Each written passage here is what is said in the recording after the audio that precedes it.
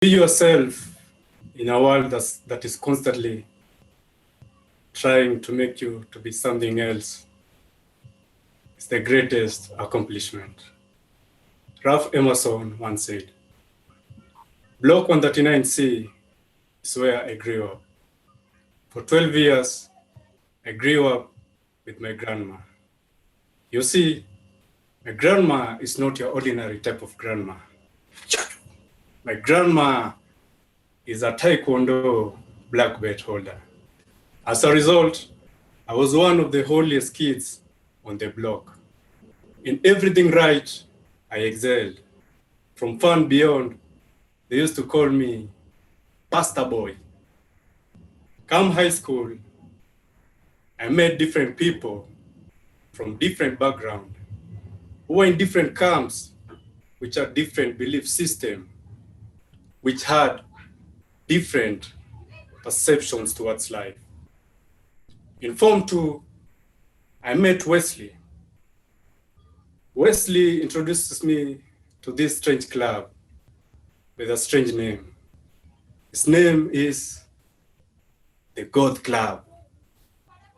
I was inducted and initiated. There is happiness in sadness. Cut yourselves more often to reach that emotional state.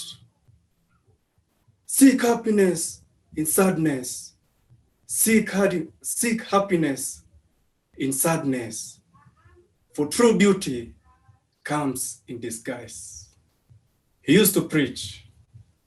So for the better part of the year, from everything sharp to anything pointed, we exploited onto our flesh. From the neck to the wrist, down to my legs, they started calling me Emo.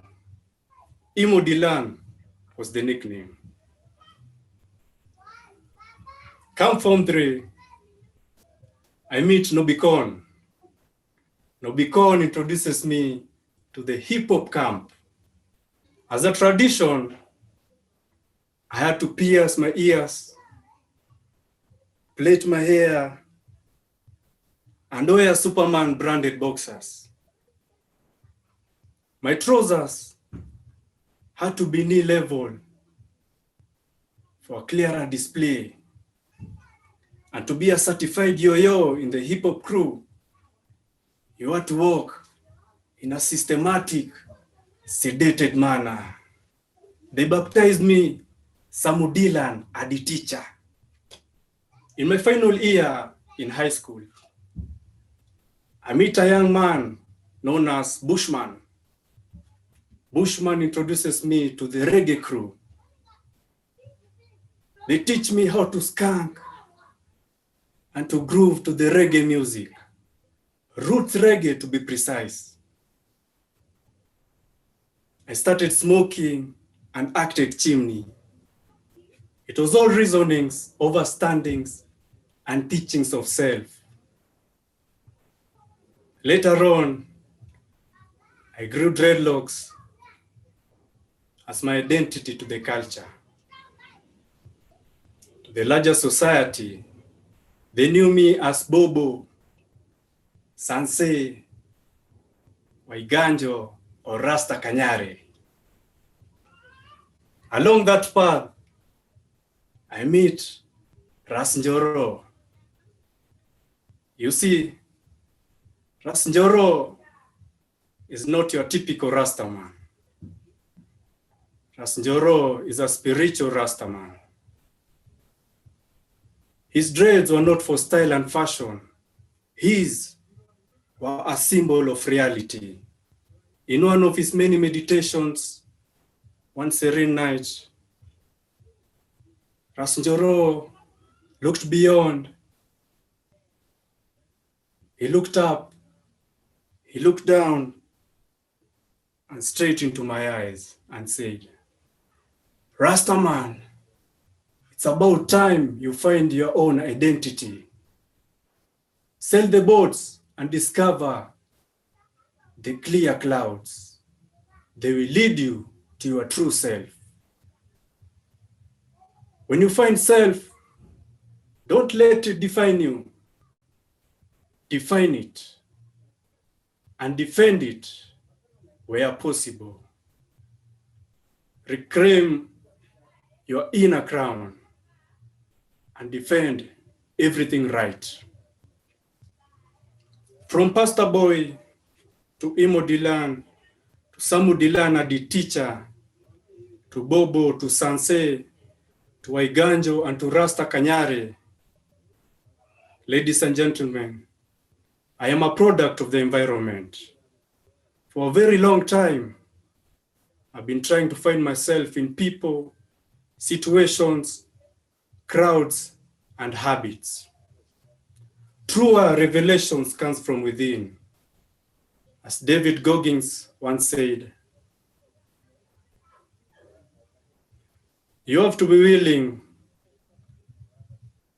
to go to war with your inner being in order to create a whole new identity. As a convivial Toastmaster, I stand in front of you as Sammy Ngure, and my inner journey continues. Thank you. Oh, thank you, Sammy. What an icebreaker. Members will agree with me that Sammy's icebreaker was wonderfully done. Sammy, you've achieved the objective of your speech, to introduce yourself to club members. As you evaluate, I'm going to point out the things you did so exceedingly well. First of all, I like that you stood up. You stood up and delivered your speech. Many times in this Zoom meeting, we are being, what's the word? We're sitting a lot. And I like it when a member comes and stands up. And you stood up early even. You stood up at the beginning of the meeting. You couldn't wait to go in, and you didn't disappoint. You gave a very powerful speech, Sammy, for your icebreaker. Your speech was laced with several quotes. I don't know how much time it took you to remember your speech, but your memory is amazing. You remembered about 5 quotes in your speech, and you delivered them. Some of them even doubled as dialogues. You had an interesting style of dialogue where it was one side, one person spoke, and that's just very powerful, very clever, still for an icebreaker. I enjoyed your gestures. They were there and visible. We saw them. Even when the people are speaking your dialogue moments, you displayed captivating and purposeful dialogue in your speech. I also like that your speech was clear and you were clear in your delivery. And you also really blessed us with some good English constructions when you said on one severe night. I loved the sentence construction. Clearly, you took time to write this speech, and we thank you as the audience. Well, Sammy, for every speech, you can become better. I know it's an icebreaker, but I'll give you just a few pointers so that next time you come back, you are a better speaker. Number 1, your title was Defend Right. Honestly, I struggled to merge your title and your speech. The speech was powerful and great. The title didn't really connect well with your speech for me. Number 2, as you spoke, I kept asking myself, interesting speech, wow. You gave us really a story, a timeline, but were you communicating to me? What was in it for me as a listener? I kept on looking for that. What's my takeaway? What's my take home? And it wasn't very strong, I must say, but still, Sammy, you gave a very good speech for icebreaker, and I thank you, and I can't wait for your next speech. Back to you, Toastmaster Fred.